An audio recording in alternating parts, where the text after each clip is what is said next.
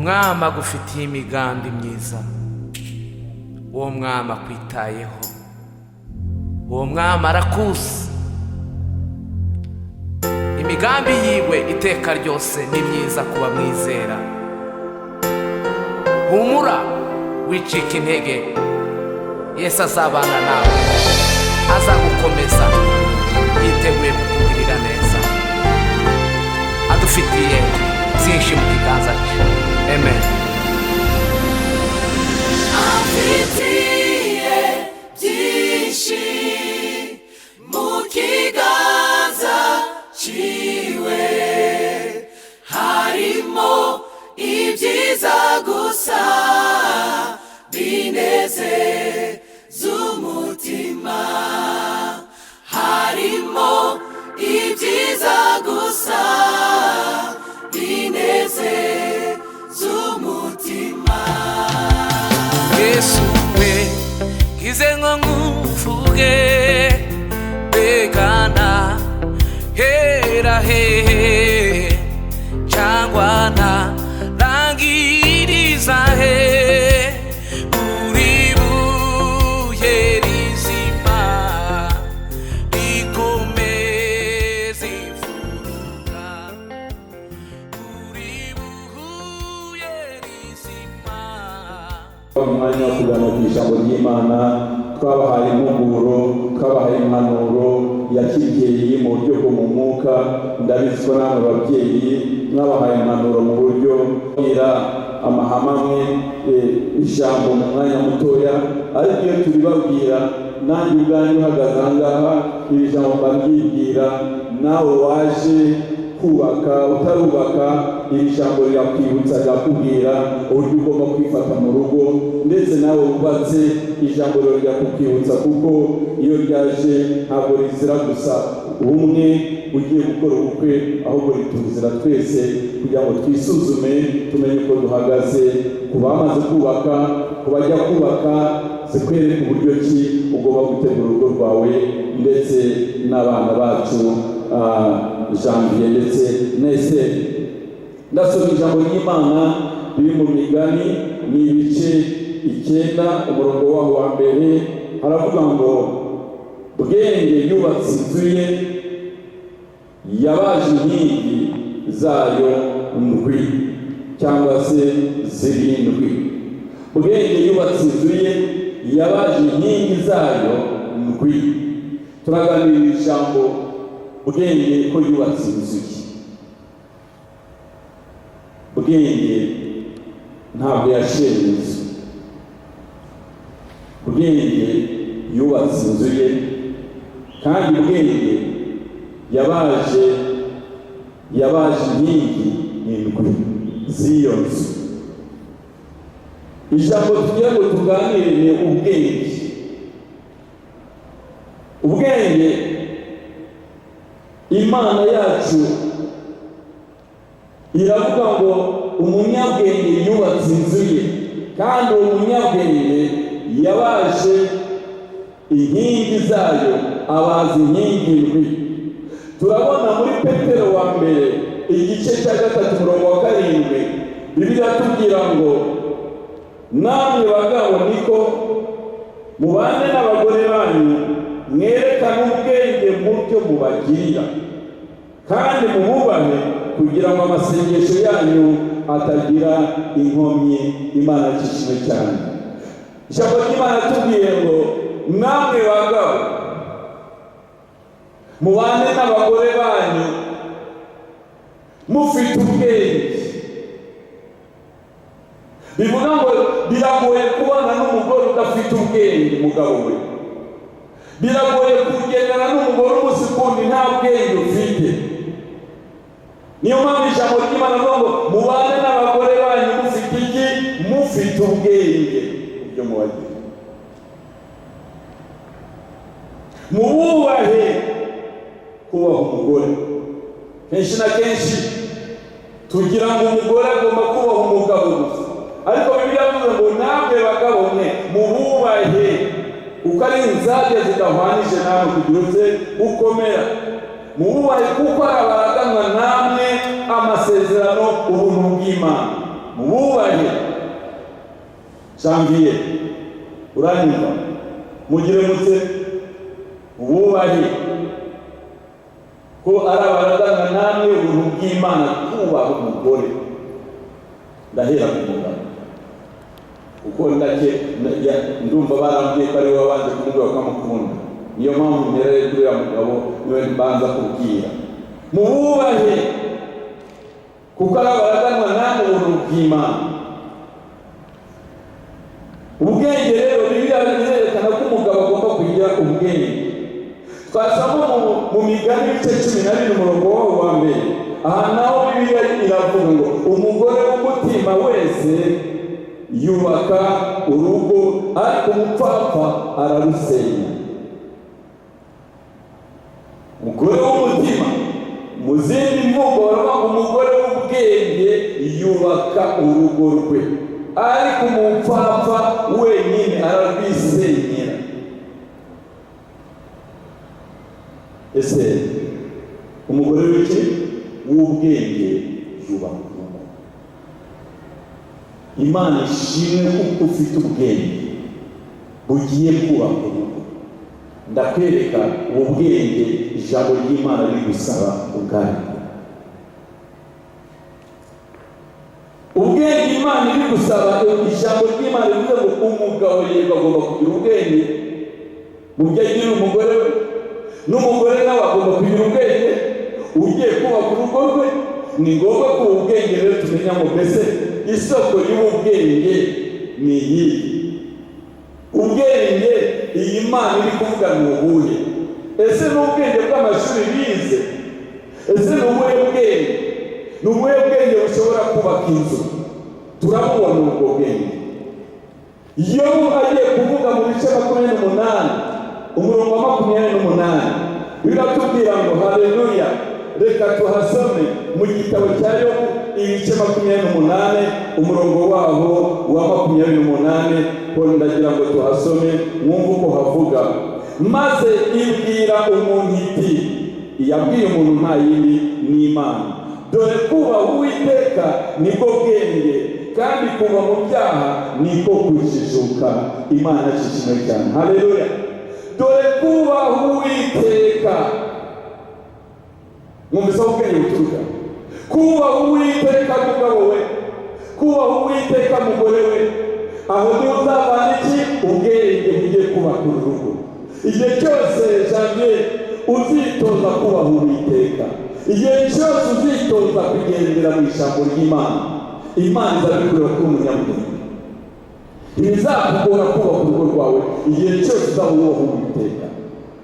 Utubaha Uwiteka wese iyo Imana imureba imubona ko nta bwenge agira, ariko uwubaha Uwiteka wese akubaha ijambo ry'Imana, uwo niwe Imana ivuga ngo uriya mugabo ni umunyabwenge, afite ubwenge bwo kubaka urugo rwe, afite ubwenge bwo kwihangana, afite ubwenge bwo kubaka inzu ye. Dore kubaha Uwiteka nibwo bwenge kandi kuva mu byaha niko kubyutse niko kujijuka. Nzemera ko azabigirira inama. Nzemera ko ari umujyanama wanjye wa hafi. Nzemera ko ari umujyanama wanjye wa hafi. Ndabihamya ko ari umujyanama wanjye wa hafi. Ndabihamya ko ari umujyanama wanjye wa hafi. Hanalisera. Ndabihamya ko ari umujyanama wanjye wa hafi. Nzemera kugirwa inama. Imana umugisha izabafasha. Rero ubwo batangiye kurahira Imana yashishimye. Haleluya. Mwumvise abanyuma bavuze kenshi kandi bamaze imyaka ingana ni 3 ine kenshi gashoboka n'Imana muri Bibiliya yamye yuko haleluya yamye kugira kenshi gashoboka kugomba kugira mugenzi wawe, ugomba kugira kubabara mugenzi wawe. So kubabarira ni ubwenge. Umuntu utazi kubabarira nta bwenge aba afite. Imana yamuha ubwenge buva mu ijuru bwemera bufite n'ubw'imbabazi. Igihe cyose uzumva witeguye kubabarira mugenzi wawe, uzumve yuko uri mu ruhande rw'Imana, uzumve ko Imana igushyigikiye kumenya gutanga imbabazi. Nubona mugenzi wawe yakosheje noneho sindi mubabarire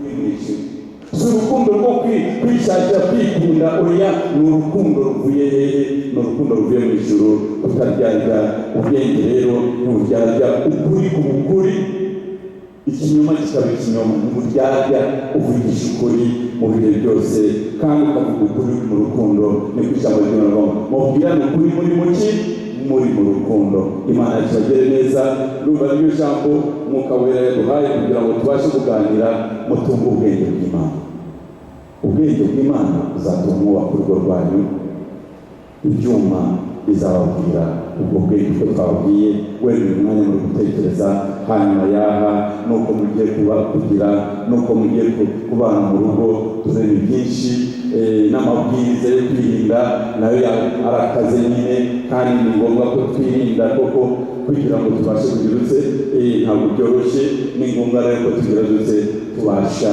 kubaha n'aya mabwiriza twahawe icyo ugomba kuvuga rero ni uko ugomba gutunga ubwenge mugabo tunga ubwenge mugore umenye umwanya wo kuvuga umenye umwanya wo gusubiza umenye umwanya rero hanyuma y'ibyo twaganiriye twongeye ku byo twaganiriye twashoboye kubahuguramo iki n'ikindi tubongereyeho nimugire ubwenge mu izina rya Yesu mutunga umutima w'ubwenge niko muzubaka urugo rwanyu nimuganira muzaganire mu bwenge nimwakira abantu muzabakira mu bwenge ibyo byose bizatuma mwubaka iki mwubaka urugo rwanyu Imana yacu bagire neza Imana yacu ibaha umugisha dukomere Yesu amashyi kubw'ijambo ry'Imana kumuha amashyi mu izina rya Yesu arega n'ubundi Yesu biravuga ngo Yesu niwe ubwenge bwacu bwavuye mu ijuru Yesu niwe ubwenge bwacu bwavuye mu ijuru bivuga ngo Yesu niwe gukiranuka kwacu kwavuye mu ijuru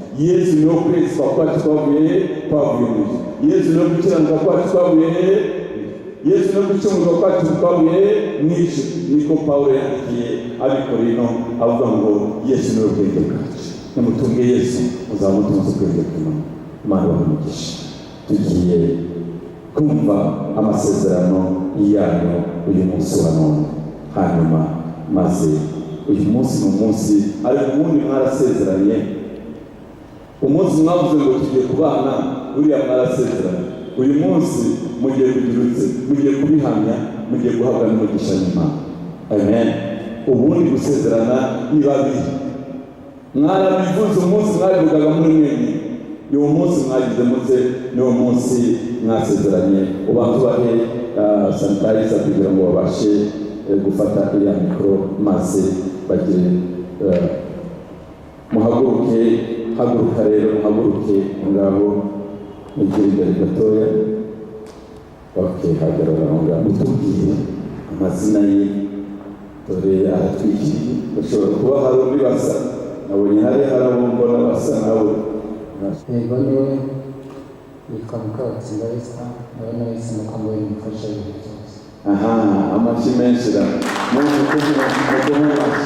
Imana yabateye iteka uyu munsi wa none mwarareze murakuza uyu munsi wa none Imana yemeye yuko umwana wanyu tuyishime Janvier akora ubukwe rero Imana ibamugisha Imana ibanezeze uyu munsi wa none nimwicare Imana ibamugisha murakoze cyane Imana ibamugisha Imana ibanezeza namwe mwarareze Imana ibakurabya kumubyara Imana ibakumurera umugira inama kugeza uyu munsi wa none Imana ibateye iteka abona umukunzi mu buzima bwe guhabwa umugisha n'Uwiteka Imana ibagire neza rero nimwicare mu byicaro byanyu Imana ibaha umugisha murakoze cyane reka rero ndebe niyo reba neza niba ariyo reba neza niba ariyo maze aguhe urutoki maze umwandike ube urutoki uraruzi urwo rutoki rurerure hirya maze umwandikeho umubwira amagambo umubwira umunsi wa none gusezeranije ko nzagukunda amanywa n'ijoro nkagukundira udacogora uyu munsi nawifurije igihe kinini mu buzima none bayanyishimye n'uyu Imana azabidufashemo kuko ndani n'iryo sezerano. amashyi menshi Imana yagize neza.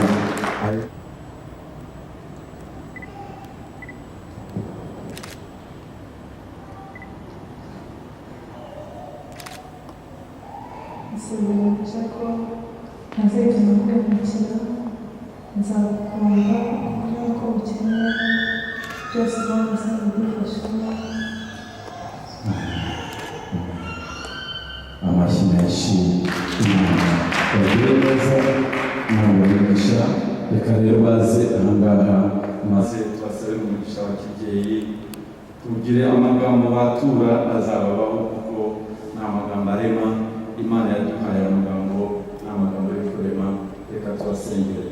Mana izina rya Yesu, gendana nabo nk'uko Mwami Imana yacu umugozi w'inyabutatu udakunda gucika vuba.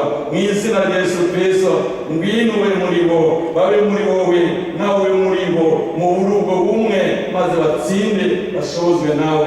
Urakoze Mwami, urakoze Mwami ko ari wahaye umugisha, urakoze ko umugisha utanga ari udutungisha, ntabwo ujya wongera umubabaro namba. Ushimwe kugendanya nabo, ushimwe ku munezero wahaye, ushimwe ku mahoro wahaye, ushimwe ku byishimo wahaye. Turagushimiye kubyumvise mu izina rya Yesu Kristo Umwami wacu, amen, amen. Imana yashishimwe cyane, amashyi menshi ku Mana yacu.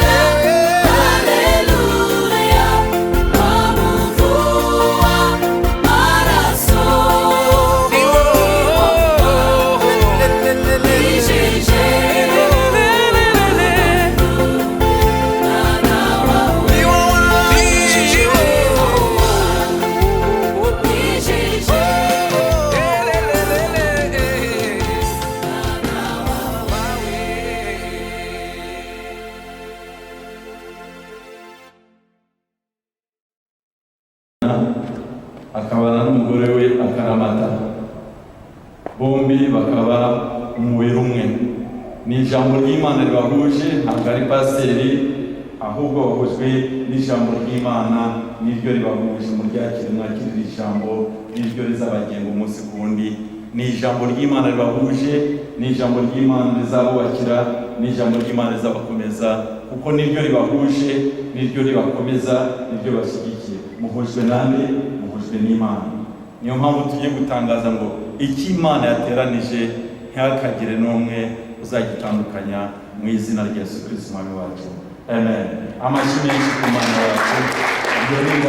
Maze aho ngaho rero ugiye kujya umutwara umunsi ku wundi. Nubona yagize atya uvuge uti yagiye iburyo bwanjye, ni aho ngaho ku mutima wawe uzajya umutwara. Nigera utari kumwe uzajya umutwara yeri mu mutima wawe. Imana ibagire neza. Amashyi ku Mwami wacu, Imana y'umugisha. Ko mwakoreye ubukwe aha ngaha ku itariki, muyifate hanyuma muzayereka abana banyu, tuzababereke yuko mutangiza mu nzira y'ubusamo, ahubwo mwakoze ubukwe imbere.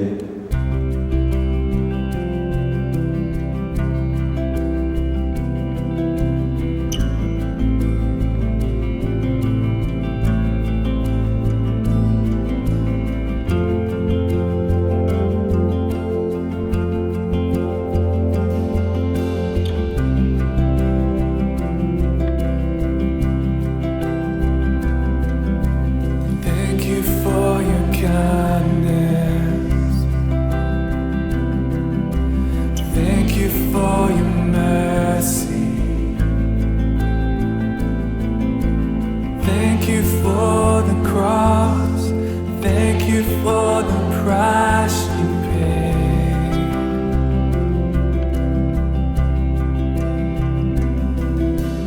Thank you for salvation. And thank you for unending grace. Thank you for your hope. Thank you for this life you give.